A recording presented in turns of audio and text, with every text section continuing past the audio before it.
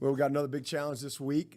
This is another team that is way better than their record. They're 4-4, but literally two games that they're tied in the last minute that they lost. Virginia and Wake Forest. And obviously, Wake Forest is a top 10 team, having a great year at Wake Forest. So this is a 4-4 team, but again, they're a handful. Do a great job coaching over there. I mean, Satterfield's got these guys playing hard. They do a good job with their schemes on both sides and positioning their players. The quarterback is another great player. It seems like every single week I look up and we're playing, a freak show at quarterback, and a lot of veteran guys. This guy's played a lot of football, a ton of football, and he's just a great player. He's got a great skill set. He's an excellent runner. He's a problem with his legs, just like we've been seeing. But he's an excellent passer, and he's accurate. He will put the ball up. A lot of shots. Schematically, they do a good job. They want to run the ball. There are 6 teams in the country right now that are averaging 200 rush and pass, and Louisville's one of them. So, different from Syracuse, different from Florida State, in that this is a team that has a lot of balance, and that's how they've created a ton of explosives. I think they lead the country in plays of 70 yards or more, so their ability to run the ball, and then the quarterback, threat is a problem. So good backs, good receivers, tight ends, the leading receiver for them. He's a very good player. They use him in a lot of different ways. But all the cross country routes and deep post wheels and throwbacks, everything that comes off of their pistol scheme and play action scheme, the quarterback run game. They've got it all. They do a good job with that stuff. But it starts with them running the ball. They're going to run the stretch. They're going to get in the tackle over. They're going to run. They do a good job of splitting you and dividing your defense if they can get you blocked. So we're going to have to do a great job from a defensive standpoint. And first of all, probably biggest game we've had from a communication standpoint and our discipline and our eyes, because there's some option principles too, because they will run some option. So we've got to play really well on the back end, but we got to win the line of scrimmage. Simple as that. And stay on our feet and not let them get this run game going, because again, that's where they get dangerous, is when they're efficient and they can really create explosives because of how you have to play to stop the run game. So that'll be a big part of it for us. But like I said, good players. They do a great job up front. Got a couple of big-bodied receivers, and again, tight end's a good player. They got one kid, I guess number 8. He doesn't have but like 8 catches, but he averages 34 yards a catch. So when he touches it, it's a big play. He can fly. But number 1, 5, all those guys, good players. And then defensively, they've changed a little bit. If you really watch them from the beginning of the season to where they are now. So you got to kind of prepare for what we've seen all year. They're an Okie front, but they early part of the year, a lot of coverage, lately it's a lot of pressure, and really trying to get to the quarterback, trying to stop the run game of some of these teams that could really run the football, like BC, like NC State. So they created a lot of pressure, and so you got to make some plays in the passing game. So they've changed some things up a little bit, but same thing. Really good group, well coached. They lost a really good player in number 13. He's an excellent corner, but they've got some veteran guys over there. 22 is disruptive. I mean, he's got about 6 sacks or so. Number 9, Avery's played 100 games. That guy's the heart and soul of what they do over there. Got some big disruptive guys up front with a lot of experience as well. So good football team across the board, and going up there, so it's always a tough place to play. And so again, another big challenge for us. But we're looking forward to it. Looking forward to going up to Louisville and Injury-wise, don't really have an update for you guys other than we got some guys that'll, literally be day to day. Nobody that I can say is out that you don't already know about in the list of however many guys that is. But hopefully each day we'll get a couple of these guys a little bit better and be ready to go.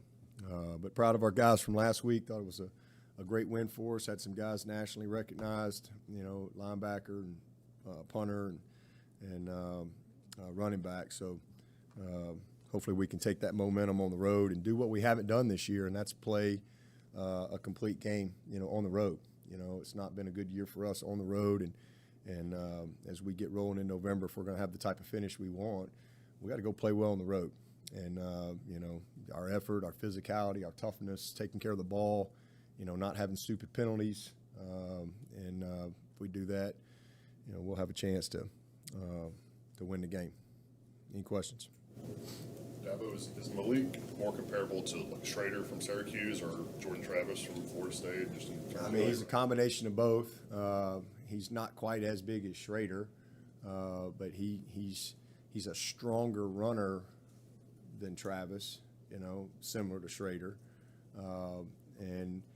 but he's more elusive than Schrader. Maybe not quite as elusive as Travis, but he's kind of in between there. But he's dangerous, and I think he's just got more experience, as a quarterback. This guy's played a lot of football, and he's a very good thrower. I mean, he's an accurate guy. He can push the ball down the field. He can throw the ball on the run.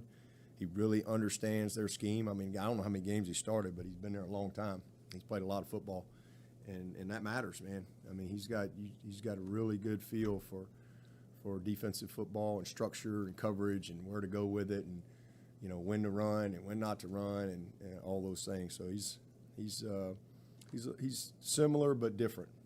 I think all three of them are unique. Some of his shake and acceleration sort of giving flashbacks to another quarterback who played there. Yeah, and if you look statistically, there's some similarities between those two guys, for sure. I know I read something in the scout report the other day that he and Lamar are the only two guys to do. I don't know what it was, but I'm sure it's rushing and passing from that position. I think there's only been two guys at Louisville do that. So he's definitely Lamar-esque for sure. I mean, he keeps you up at night because he can really create and turn a bad play into a good play. He's at 13 rushing touchdowns. He's a leading rusher, and you watch. I can't remember who the game was, but I mean, you get down in the red zone and they drop back to throw the ball, and it's really nobody open, and he rushes for a touchdown. I mean, that's just, and they got a guy there, they just don't tackle him. He's a problem in space. So a lot like last week, you've got to, and I thought that was the best part of what we did in that game against the toughest guy that we've had to kind of really contain. We did a great job, with our leverage, with our rush technique. We didn't overrush. We squeezed. Our tackles did a great job on a lot of our twist game stuff, and the one play that Root made, for example, the one that he redirected, knocked the ball, and they ended up saying he was down. But Root makes that play because of what Tyler Davis did. Tyler didn't really get credit for it, but because of how he executed his technique and on a game there and leveraged him, when he spun out and Tyler was there, Root was able to get him. And so that's the challenge, is because if you give him an edge, you're in trouble. And so he's, like I said, it just seems like every week we look up and we got a guy that is not one-dimensional, a guy that can beat you a lot of different ways. I think Miles was actually talking about Tyler just in terms of his intelligence. They slide the protection one way, Tyler knows. Yeah. How much does he add just from a mental standpoint, just his IQ for the game? Yeah, a ton. I mean, he's been coached a lot. It's his third year. He came here as a very smart player and a very fundamentally sound player coming in here, and that's why you saw him play right away as a freshman. got a great toolbox, as far as all his rush techniques and his run, the way he plays the run, great recognition, and then that's just that foundation has just grown since he's been here with his knowledge. So he's just a very smart player, and it makes a difference. You're not just out there playing like you know the game, and you're not just doing a call like you recognize. You get block recognition, protection, backfield sets. You really take advantage of the tips and tendencies and reminders and all those things that come with game planning. He's just one of those guys that takes a lot of pride in that. Yeah, but you spoke about how elusive Jordan Travis is. Just how impressive was it the way the front was able to stay with him and tackle him? And even that play with Rook, it seemed like he was right there with him. He was. He redirected a couple, but again, TD made the play. He didn't get the credit. TD makes the play because he was where he was supposed to be, and there was nowhere for him to go. So he redirected, and then he had to come back, and Rook had him. So that was the best part of the game for me. I mean, 6 sacks on that guy. Getting him down, that's a day's work because he is a really, really good player, and we just played with a lot more discipline in that area. We missed several sacks at Pitt. I mean, several, where we had him and just didn't, we let him outside, we let him escape. We didn't stay on the upfield shoulder, just some basic things. And so it was good to see us, make the type of improvement, this past week that we needed.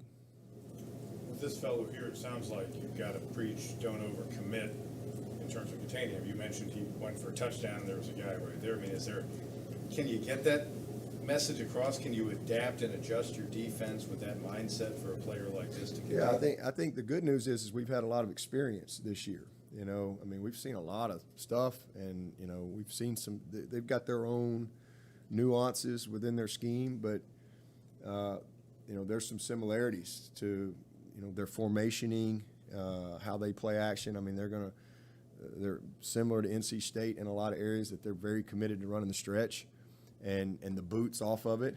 And so, they're trying to always, divide your defense. Guys are cutting you backside, and if you get cut down backside or your linebacker overruns it, that ball's out the back door, and then you got to play the boots too. So, you can't over pursue, and then here goes the quarterback, out the back, because now you got a problem, because now he's a runner and a thrower, and so you have to keep him. Starts with keeping him contained. You've got to keep him in the pocket. You can't let him just be a free runner and overcommit. And if you do pursue, you got to have an answer. You got to have somebody that's playing the backside. And then you throw in the fact again they're tackle over, and they got to tackle over, and they're running a lead stretch, and those big bodies are flying down the line. And I mean, it only takes a little crease, as you saw. We ran the stretch. That's the big play we hit with Maffa last week, and it don't take much. A little bit of a crease, and it's a big gain. So, a lot like NC State, that will be a challenge for us. We got to do a great job up front. We got to win the line of scrimmage, and we've got to be very, very disciplined. Safeties, there's a lot of conflict for those guys because there's a ton of run, a ton of play action. That's their bread and butter. So safeties have to play the run, and they got to read through the play action, and we got to handle the formations and the crossers, and we've gotten better at that, but this will be another spin on it this week. What can you point to on the road? You mentioned some of the struggles, and you believe that your team's just not carrying with them what they know how to do to those road environments. Right? Yeah, well, I mean, first of all, we played Georgia. They're really good. We were just great on defense and made the critical mistake, turnover. Same thing at NC State, double overtime game. We didn't make the critical play. We had the critical turnover. We had critical penalty. And that was the difference in the game. So I mean, we had opportunities, but we're much better than we were then for sure. And then you get up there at Pitt, and we're in position. We weren't opportunistic. And I think that's the biggest thing. And that's what I was happy to see last week. We just made a lot of the routine plays, and we did a good job, but we still had the critical turnover, just like we did at Pitt. And so that's something we just can't do. So I think for us, it's the foundation, just standing on that, man. Our efforts got to be amazing. We got to physically win the matchup.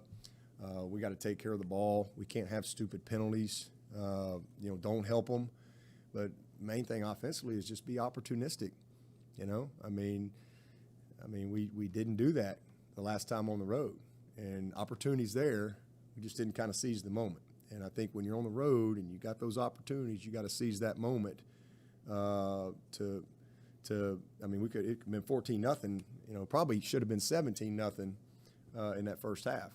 But we turn it over in the red zone on a bad play. We're in field goal range. We missed a touchdown on the same drive, so if you at least get a field goal there, we drop a touchdown. Next thing you know, you're on the road and you miss some of those opportunities, and you let that home team get going. It's tough. So we got to be opportunistic on offense. We've got to make those routine plays. We've got to run the football, take care of the ball, and then defensively, we just got to make them keep snapping it. They're explosive.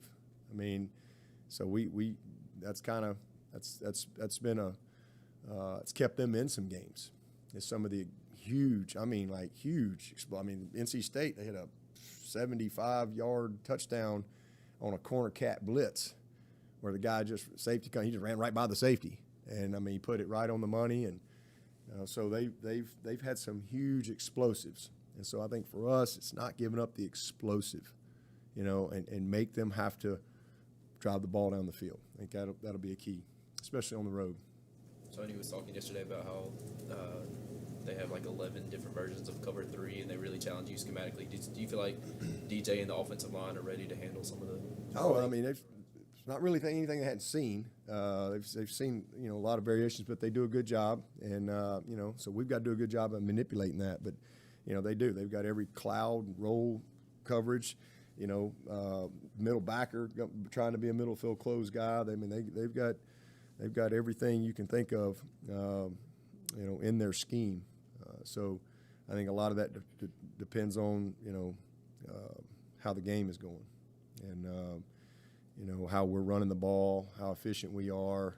We behind the chains, those type of things. But they've got a lot of variations.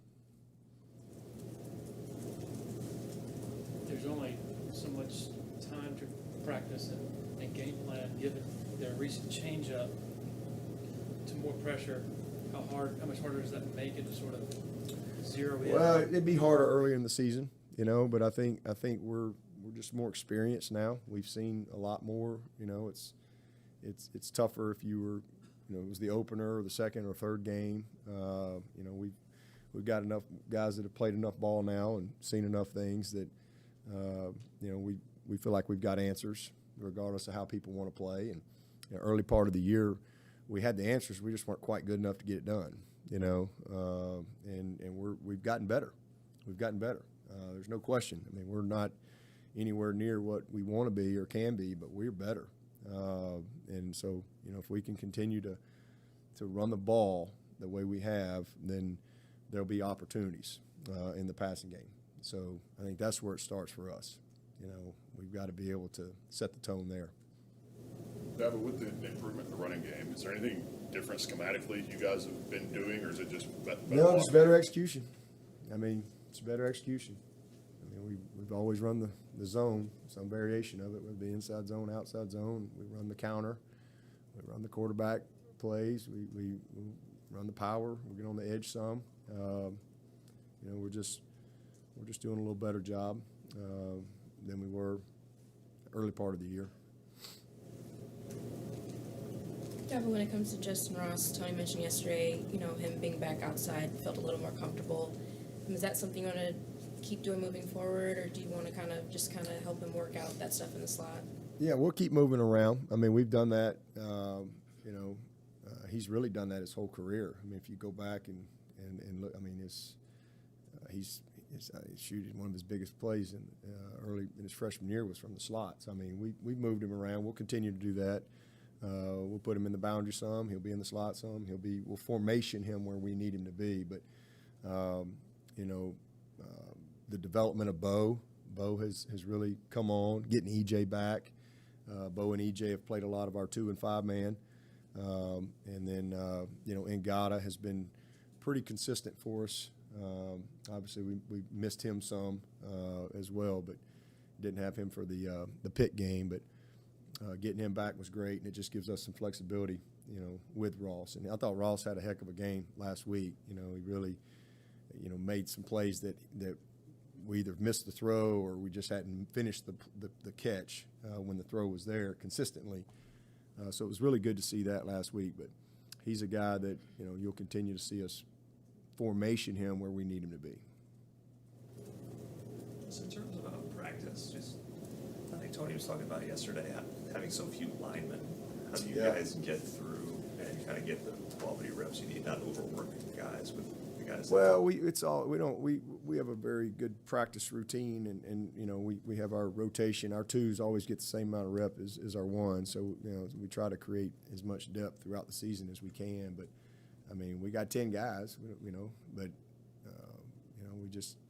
it's more about the snaps than it is the amount of time. We know what reps we want to get, and we just get those reps and be smart with it. But this time of year, you start to cut things a little bit anyway, from your time and your amount of periods and things like that, as we go into this 9th game. Running back's been the challenge. We don't have a lot of running backs, so we've been getting our emergency running backs ready. So been having to get creative there. More of those guys. That's top secret. That's like you need whatever G5 clearance or something to get that. So yeah, because we only got the 4, and then obviously Kobe was out last week. Moffitt rolls an ankle, so we were down to 2 guys in the game. We had Ship and Wrench. So we got to create a little depth there. So you can't just take random people and say go play running back. Doesn't work that way. Not at this level. You got to have some knowledge. So we're just trying to find offensive guys that could play running back for us if we needed it. So trying to be creative with that and get a little indie and a little ball handling and some basic stuff with guys that understand the scheme. Is Kobe back as well? He is back. That's a big shot for us. With EJ, does he have anything on that hand or just wrapped to help with that thumb ligament? He's been where he's been. They have like a little special little bitty like made like a little hard shell thing that fits him perfectly. But yeah, he's really not had any issues with it. He's been fine with that. The knee was what took him out, but he's looked good from there too. I mean, it's good to get him back and healthy. It seems like Goodrich has leveled up to maybe where he and Booth are pretty consistently 1A, 1B out there. What have you seen from him to make that jump? Yeah, that's awesome. Just maturity, and in today's world of college football, if this was, he wouldn't be here. He'd have been gone. And that's what I hate about today's world. A lot of guys won't hang in there and develop and stick with it, and that's what you love to see in Mario, because he has, and he's had a heck of a year for us. He really has. He's had a heck of a year. Had a great game last week. He's had a bunch of PBUs. He's a physical guy. He's been a very good contributor on special teams. I'm really proud of him. I mean, he's played well for us. But again, one of those guys probably wish we could have redshirted as a freshman, kind of where we were. We just needed to get him a little bit of experience. And then I think just maturity, really getting serious about being a great player and not just being a good athlete who can play football, but really getting serious about being a student of the game, being a craftsman at what you do, on and off the field, the type of commitment that it takes. I think that's the biggest thing. And then availability. He was hurt. And I think him being hurt affected him, from a little bit of a development standpoint, because he just couldn't play for a little stretch there. It was a knee, it was a growing. He had a lot of different things over a year or so there, and it's just been good to see him put it all together. But just the biggest thing is just sticking with it and the maturing process, and then just making the commitment that he needed to make. So I'm really proud of him. He's been a real bright spot for us this year. Dabo, going back to the running backs, Darren Rencher's obviously not someone who's had a ton of playing time, but just overall, what kind of presence does he bring this season and just kind of in his career? Yeah, man, Wrench has always been productive. He's a good player. Hey, I would have no problem with Wrench going out there. He can play. It's just, this has been a weird year because he's had a lot of good moments over his career, but every game's been down to the last play.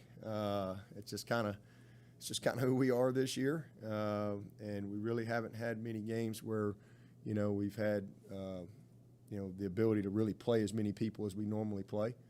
And like I said, it's just kind of been like life or death on every single play. And I know y'all have enjoyed every minute of that. Makes y'all's job a lot more fun, I'm sure. So he hasn't had as much opportunity. He's played special teams and done a good job for us there. He's a great leader. But hopefully, he'll have some opportunity somewhere before this season is over. But he's a good player. He really is. We're going to need him at some point. How ready are T.O. and Mays to, if you need them to play significant snaps? Yeah, I think Mitchell is ready.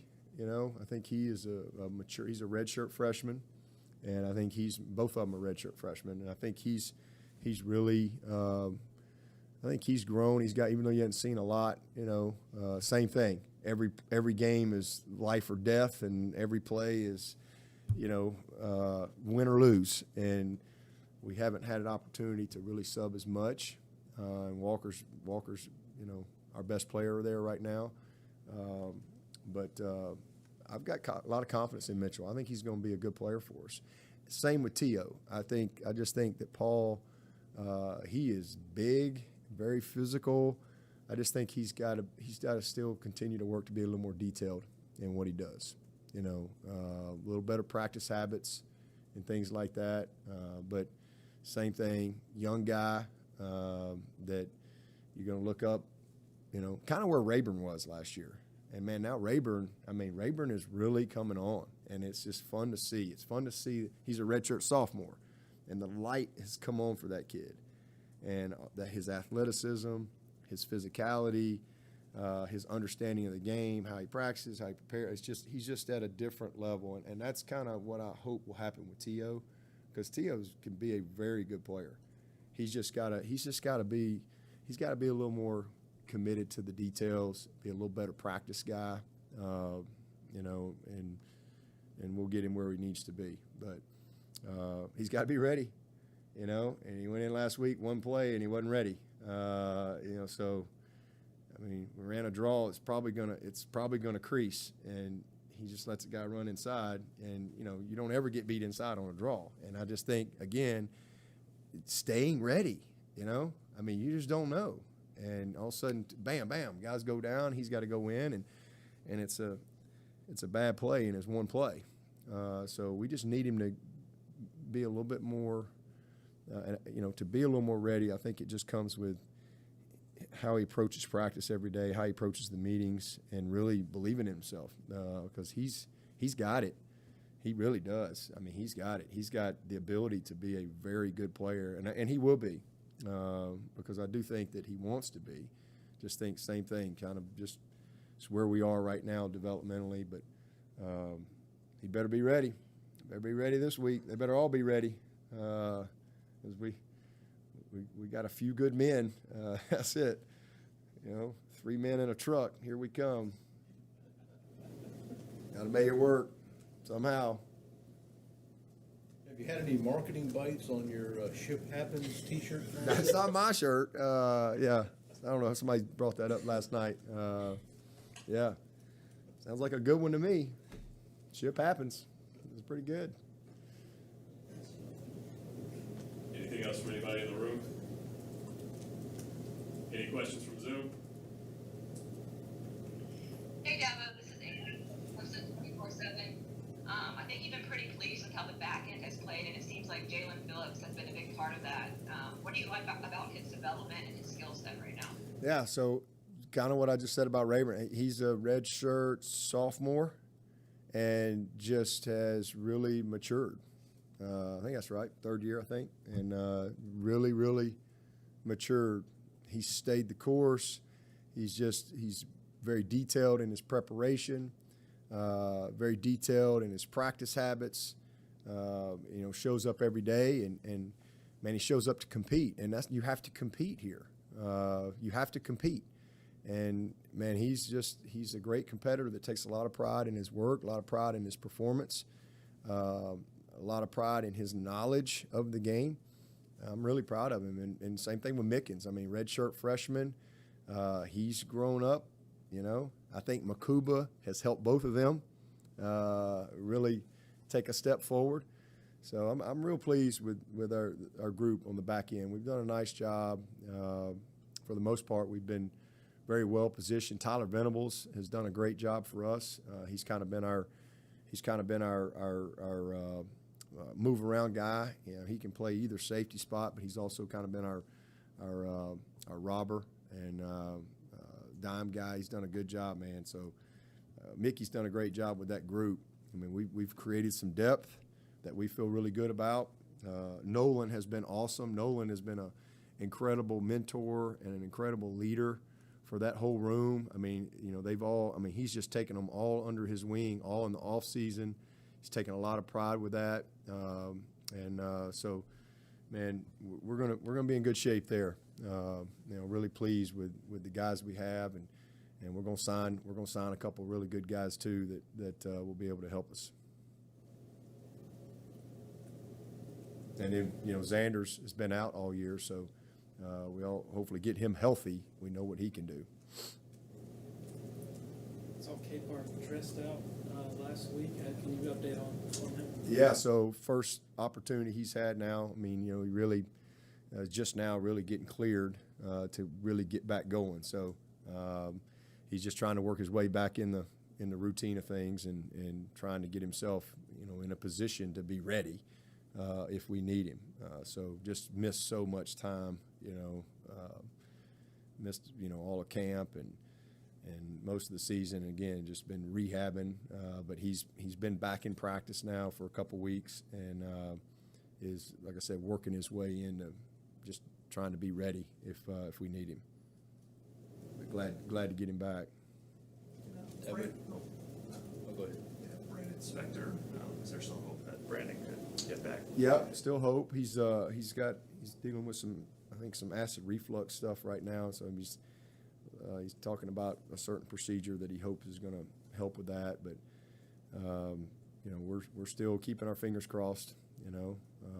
But again, good news for him is he's still got his whole career in front of him. Last year didn't count, so technically he's a redshirt freshman again this year. So he's still got 3 years ahead of him if he needs it. And we've missed him for sure. Are you gonna have a meal with BT Potter this week? Am I gonna have what? A meal with BT Potter this week? A meal with BT Potter?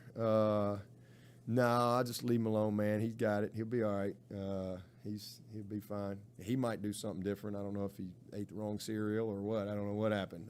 But he'll be all right.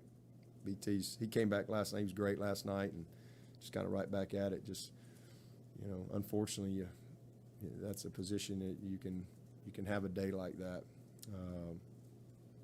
But fortunately, we were able to get it done for him. And as I told him after the game, man, he's got it done for us all year. I mean, all year, he's got it done for us. So, You know, he just had his first kind of off day, but he picked a good day to do it because we were able to get it done offensively and defensively. Anything else for Coach?